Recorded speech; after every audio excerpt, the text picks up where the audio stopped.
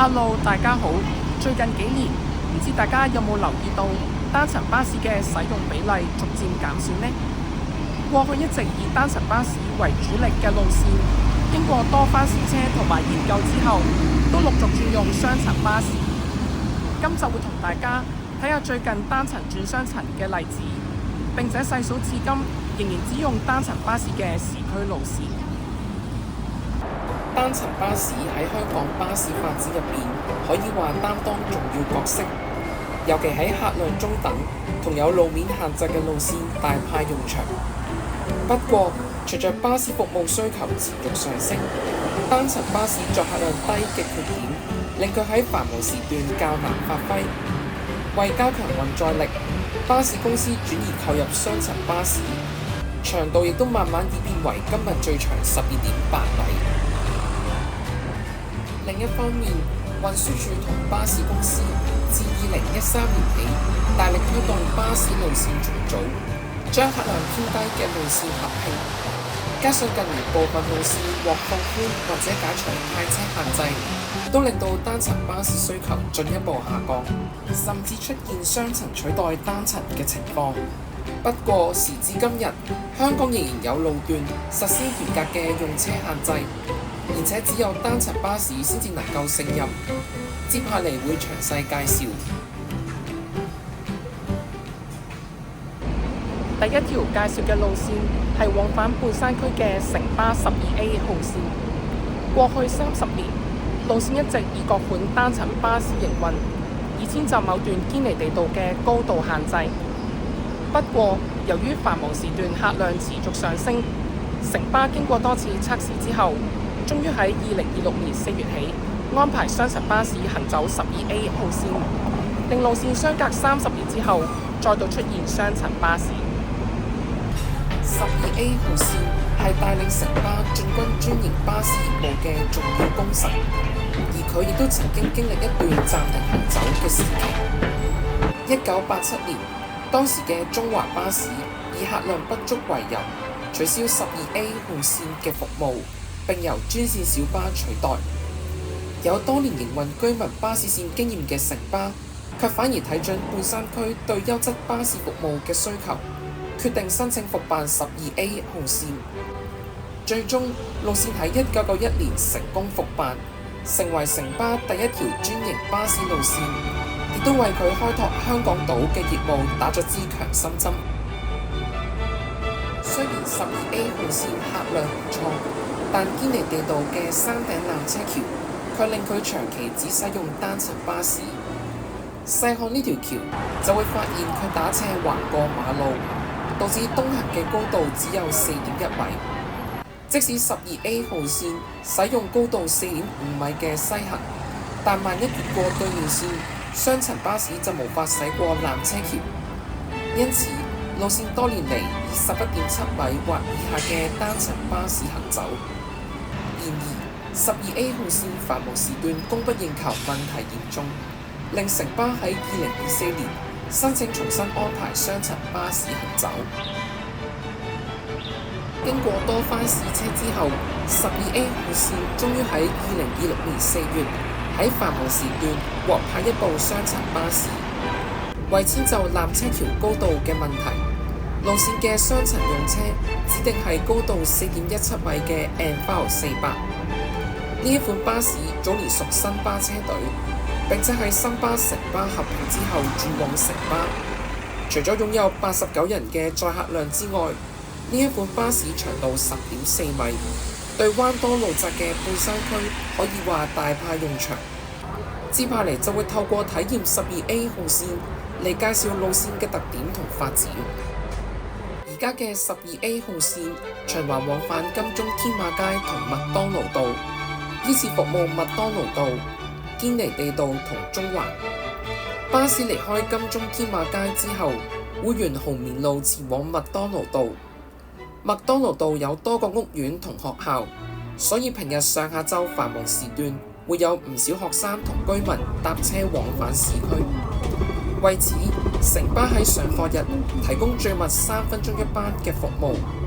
同時提供唔經中環嘅特快班次。嗰啲班次行駛到聖約翰座堂之後，會使用花園道天橋直接前往金鐘添馬街。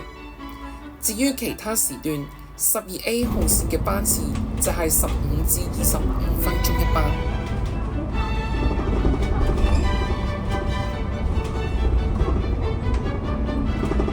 巴士離開麥當勞道之後，會左轉堅尼地道，並依次停靠香港公園、聖約瑟書院同堅麗閣。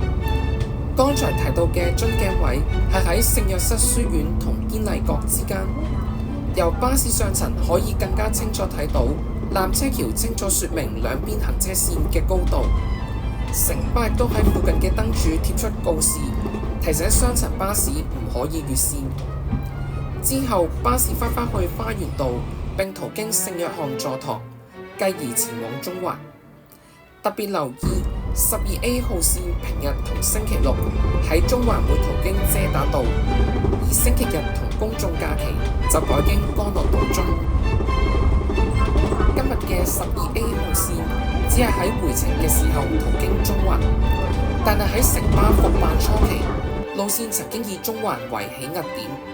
所以呢個改動令中環嘅乘客失去直接前往麥當勞道嘅服務。為此，城巴安排12A 號線採用無限循環線形式運作。巴士返去金鐘添馬街之後，乘客無需落車，並且可以喺車上等候。而家全港只有呢一條線同 S56 號線採用呢個模式。呢一程12A 號線巴士全程用咗大約24分鐘。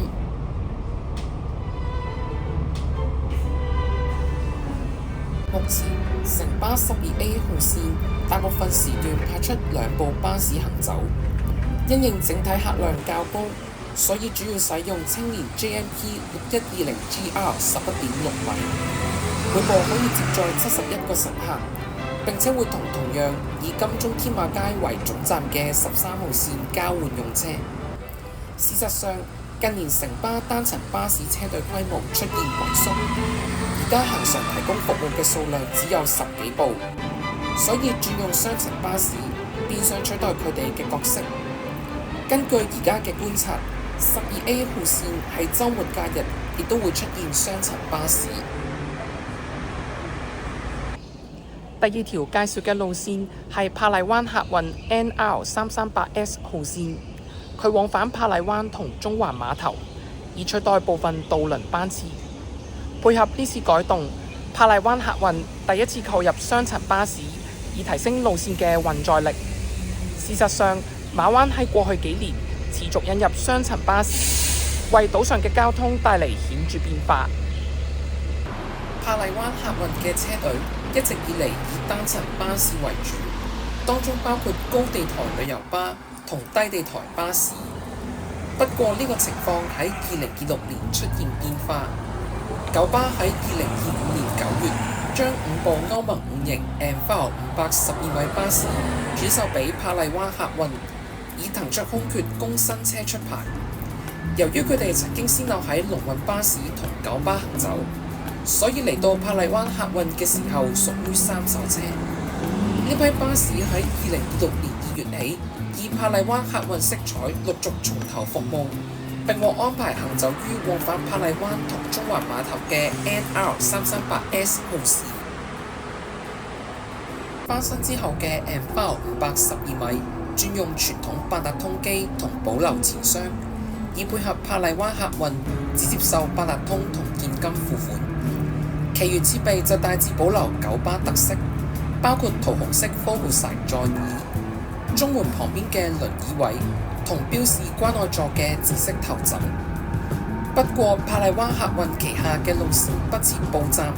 所以路線顯示屏被拆走，而報站系統就唔會顯示任何資訊。另外，呢批 MV 512米採用長直梯，所以上層一節車窗會安裝2排座椅，而最後一排嘅5張座椅，中間3張因為喺逃生門下面而唔設頭枕，所以佢哋嘅上層可以接載53個乘客，而下層就容納27張座椅同8個企位，連同1位輪椅乘客，巴士最多可以接載89人。最後，巴士嘅車門係由荷蘭 Ventra 生產，中門開關採用橫推式，並會喺中間位置向內推，一般需時5至6秒。截至影片出版日為止，珀麗灣客運有2部 ANFAL 512米。至於 NR338S 號線就喺2025年8月開辦，循環往返珀麗灣同中環碼頭。巴士喺柏林路停靠基慧小學同臨海廣場之後，就沿青嶼幹線、西九龍公路同西區海底隧道前往香港島。NR338S 號線出現嘅契機係珀麗灣客運想利用巴士取代持續虧損嘅渡輪業務。珀麗灣最初入伙嘅時候，其中一項特點就係提供渡輪服務，而往返中環嘅航線船程只係需要25分鐘以內，所以深受居民歡迎，並且曾經提供深宵班次。然而近年渡輪服務營運成本上升，而且非繁忙時段客量偏低，令珀麗灣客運開始有上述諗法。2025年，珀麗灣客運提出將往返中環嘅渡輪調整至大部分時段2個鐘頭一班，並以 NR338S 號線取代部分服務。有關建議提出之後，隨即遭居民反對，尤其擔心巴士嘅車程較渡輪長。最終，珀麗灣客運削減平日非繁忙時段同週末假日往返中環渡輪嘅班次到2個鐘頭一班，而 NR338S 號線就提供每日全日服務，同樣大部分時段2個鐘頭一班。根據呢一程觀察，巴士由珀麗灣前往香港站同中環碼頭分別用咗25同30分鐘，而喺中環3號碼頭嘅站位有唔少乘客等車。離開中環碼頭之後，巴士就沿剛才嘅路段返去珀麗灣。其實珀麗灣客運早年就已經使用 NR338號線取代深夜往返中環嘅渡輪，而佢喺市區嘅走線同 NR338S 號線有明顯分別。NR338號線取道紅隧往返港島，而喺港島嘅站位分別係灣仔陸國中心、中環干諾道中、中環2號碼頭同灣仔海港中心。目前喺每晚深夜提供6個班次，全程收費32蚊，較 NR338S 號線平7蚊。最後，巴士喺馬灣依次停靠臨海廣場、基慧小學同田寮新村，然後返去珀麗灣總站，全程用咗58分鐘。雖然而家 NR338S 號線以雙層巴士為主要用車，但係喺車務調動之下，間中會使用慢絲 RR8 高地台巴士。講開馬灣嘅巴士發展，近年唔少新引入嘅車隊都同九巴有淵源。首先，九巴因應單層巴士數量過剩，先後向陽光巴士同珀麗灣客運出售富豪 B7R LE 12米，其中陽光巴士一共有6部，喺除去九巴標誌之後就投入使用，車身貼上富豪 B7R LE 同 Evolution 嘅貼紙。至於珀麗灣客運就接收2部，同 ANFAL 512米一樣，都係翻噴珀麗灣客運色彩。上述巴士分別投放於 NR331、NR331S 同埋 NR332號線，以提供恆常嘅低地台巴士服務。第二款嘅巴士係 Ryde Street Deck， 由陽光巴士擁有。呢批巴士原本屬於九巴嘅訂單，但係喺製作途中，因為傳出 Ryde 出現財困，令九巴放棄整批50部巴士。然而，由於其中5部 Ryde Street Deck 已經出廠，所以九巴最終轉售俾陽光巴士，並沿用九巴城市脈搏紅色色彩。呢批 Ryde Street Deck 最多可以接載98人，並應用於 NR331同 NR331S 號線。至於九巴喺2024年初開辦島上第一條專營巴士路線230R 號線嘅時候，傳全線派出比亞迪 B12D 雙層電動巴士。呢批巴士以熒光綠為車隊色彩，同剛才介紹嘅富豪 B7R LE 同 Wright Street Deck 形成巨大對比。目前230R 號線往返馬灣到九龍站，並途經尖沙咀同柯士甸站，班次20到60分鐘一班。從上述可見，馬灣嘅雙層巴士種類百花齊放。相信等珀麗灣客運餘下嘅3部 M512米加入之後，雙層巴士喺島上將會有更多發揮機會。剛才同大家介紹最近轉用雙層巴士嘅例子，接下嚟就會帶大家認識至今仍然只用單層巴士嘅路線。佢哋遍佈港九市區唔同地方，而且佢哋嘅路面限制較難放寬。巴士公司喺派車方面需要作出特別安排。到底佢哋有啲乜嘢故事呢？香港嘅整體路況喺呢20年間持續改善，而為咗減低買車同維修成本，巴士公司亦都積極進行路試，以放寬甚至解除過去嘅用車限制。喺呢個背景之下，單層巴士嘅需求近年持續減少，部分甚至被雙層巴士取代。然而，接下嚟介紹嘅路線，至今仍然只可以使用單層巴士。到底原因出現喺邊度呢？首先出場嘅係城巴11號線，佢係往返中環碼頭同渣甸山嘅半山路線。由於途經上環到銅鑼灣多個核心地方，所以喺2024年獲城巴選為主幹線，並且同25號線雙雙成為市中心線。11號線喺半山以循環線形式服務大坑道同渣甸山嘅屋苑。雖然該帶有專線小巴 14M 同 21M 號線連接銅鑼灣，但由於11號線嘅運載力較高，所以成為山上居民嘅重要路線。除咗常規班次之外，路線仲喺平日早上設有中環碼頭單向前往龍豐台嘅短途班次，以及由柏園前往中環碼頭嘅特快班次511號線。港島半山灣多路窄，一直限制巴士公司嘅派車。11號線途經嘅大坑道亦都唔例外，所以早年就以短車身雙層巴士為主要用車。但路線自90年代末期開始，只係使用11.7米或以下單層巴士營運。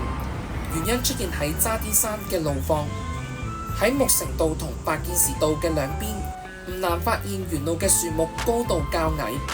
而一般雙層巴士嘅高度都超過4米，稍有不慎就容易出現撞樹事故。另一方面，11號線禁止使用雙層巴士，亦都被指同一宗投訴有關。據講，早年一位居住喺渣甸山嘅居民向城巴反映不滿雙層巴士喺佢寓所外面駛過。基於上述原因，11號線使用車隊入邊各款單層巴士，包括青年 JMP 6120GR、比亞迪 K9R 11.6米同丹尼士 M200 MMC 10.7米。3款車型入邊，青年 JMP 6120GR 嘅載客量最高，而比亞迪 K9R 電動巴士就因為需要喺車頭放置電箱，所以座位數量較青年 JMP 6120GR 少3個。日常運作上，11號線使用7部巴士，所以順理成章成為單層大戶。而上述用車安排亦都適用於511號線。另一條香港島只用單層巴士嘅路線係15C 號線，往返中環7號碼頭同花園道纜車站，方便乘坐天星小輪嘅遊客接駁山頂纜車。路線派車嘅限制出現喺花園道纜車站巴士總站，受到上方行車天橋影響，只有全開篷雙層巴士同單層巴士先至可以駛入。雖然而家城巴有全開篷雙層巴士，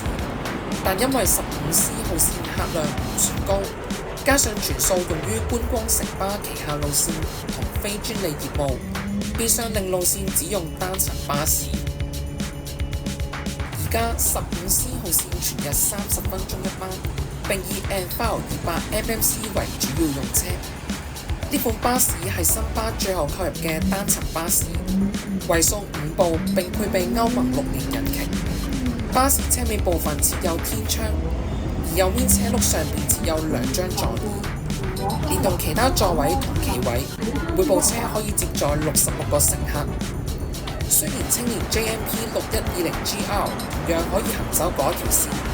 但由於佢哋大多派往11同12A 號線，所以較少喺呢條路線出現。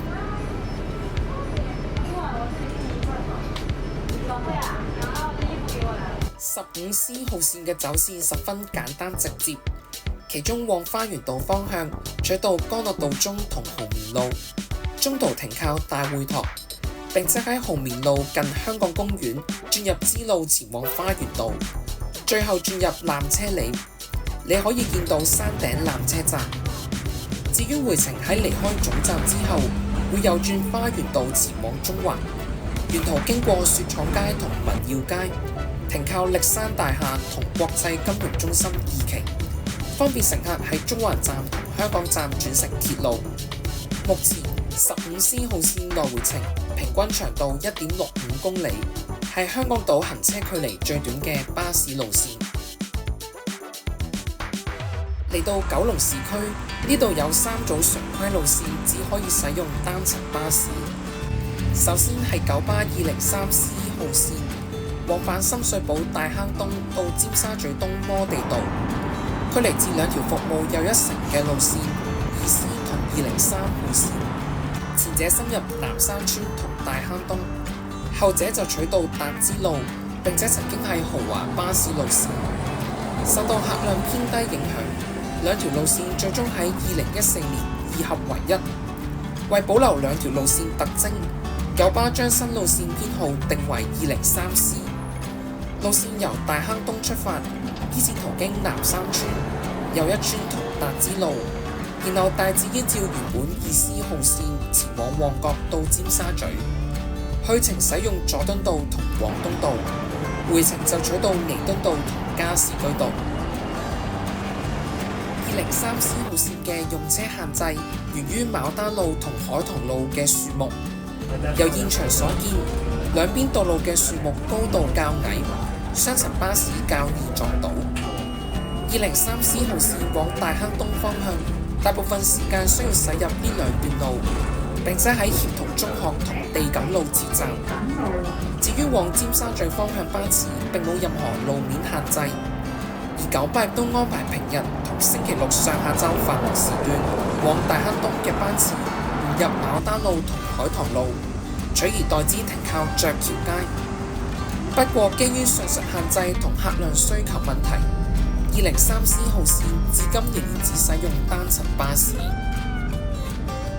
所幸嘅係203C 號線嘅限制唔包括用車長度，所以派車方面有較大彈性。而家路線主要使用比亞迪嘅電動單層巴士 K9R 同 B12A， 兩款巴士嘅長度分別係12米同12.13米，前者載客量70人，後者就係81人。此外，路線間中會出現丹尼士 Enviro 200、富豪 B7RLE 同新街 K230UB 10.6米。根據觀察，203C 號線嘅客源主要嚟自九龍塘又1城。班次方面，日間時段20到25分鐘一班，夜晚就係30分鐘一班。第二組路線同樣係服務油尖旺，佢係往返廣播道同尖沙咀東嘅208號線。208號線係目前仍然提供服務嘅前豪華巴士路線，並且係廣播道唯一嘅巴士路線。佢早年曾經經歷輝煌時期，獲派嘅巴士使用高背座椅，喺1970年代嘅香港嚟講係星級服務。不過隨着地下鐵通車，加上沿線有唔少替代選擇，208號線嘅客量已經大不如前，近年不斷被減班。而家路線全日25到35分鐘一班，星期日同公眾假期兩邊總站尾班車分別係夜晚7點同夜晚7點40分。208號線嘅用車限制出現喺兩個彎位，分別係伯爵街左轉太子道西同太子道西左轉喇沙利道。所有駛經上述路段嘅路線只可以使用10.7米或以下巴士。從車上嘅角度可以見到，巴士轉彎嘅時候只係啱啱好，尤其喺轉入喇沙利道嘅時候，因為馬路中間有安全島，令空間更加有限，而由行車嘅聲音亦都聽到巴士明顯收油。另外，208號線服務嘅喇沙利道、聯福道同廣播道係高尚住宅區，嗰啲地方對公共交通需求較少，從而令路線唔會派出雙層巴士行走。喺上述兩個條件之下，208號線嘅派車選擇十分有限。根據觀察，路線主要使用單門版丹尼士 NV 210.5米同新街 K230UB 10.6米，並會間中出現雙門版 NV 210.4米。由於頭跨被縮短，為咗遷就輪椅斜板空間同駕駛室以及前轆嘅組件，NV 200嘅前門左右兩邊闊度唔對稱。而家208號線全程收費9個3，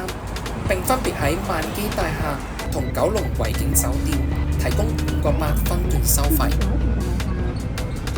最後一組路線係211號線，循環往返翠竹花園同黃大仙站。佢亦都係全港班次最頻密嘅路線之一，繁忙時段最密2分鐘一班，所以大部分時段都有機會出現拖卡。由於翠竹花園總站空間狹窄，加上附近嘅翠竹街係私家路，喺居民要求之下，長度超過10米嘅車輛理論上唔可以進入。因此，九巴需要為派往該線嘅10.6米或以下巴士申請許可證，成為路線嘅用車限制。而家211號線一共派出9部單層巴士，主要使用雙門版 NV 210.4米，間中出現新街 K230UB 10.6米同單門版丹尼士 NV 210.5米。路線離開翠竹街之後，會途經天虹小學同馬仔坑遊樂場，然後抵達循環點黃大仙站。巴士返去翠竹花園嘅時候，會額外服務鳳德道同黃大仙道，並且喺天虹小學提供2個9嘅分段收費。由於翠竹花園只有211號線提供每日全日服務，因此佢嘅客量相當高。除咗清晨同深夜時段之外，路線基本上7分鐘以內就有一班車。而九巴亦都會喺平日早上喺翠竹花園4座同翠竹花園1座提供中途起載班次，並視乎乘客需求，每日不定時喺黃大仙站開出額外班次返去翠竹花園。另外，因應居民巴士路線 KR21號線縮減服務，九巴喺2018年7月起，喺星期日同公眾假期，朝頭早8點半到夜晚8點半，增設往返樂富嘅211A 號線，每30分鐘一班。由於同樣進入翠竹花園，所以剛才嘅用車限制同樣適用於嗰一條線。喺今日雙層巴士盛行嘅香港，原來仍然有路線受到道路限制同特別原因，至今只使用單層巴士。雖然雙層巴士喺載客量方面明顯優勝，但單層巴士嘅靈活令佢哋較易進入山區同狹窄嘅路面，令到巴士服務可以更全面。同時，單層巴士嘅視覺同雙層巴士有顯著分別。當你乘坐單層巴士嘅時候，同一段路可以欣賞唔同風景。今集嘅內容大概嚟到呢一度，記得 comment、like、share 同埋 subscribe 金堅由你物語通金隔離個鐘仔。我哋下次再見，拜拜。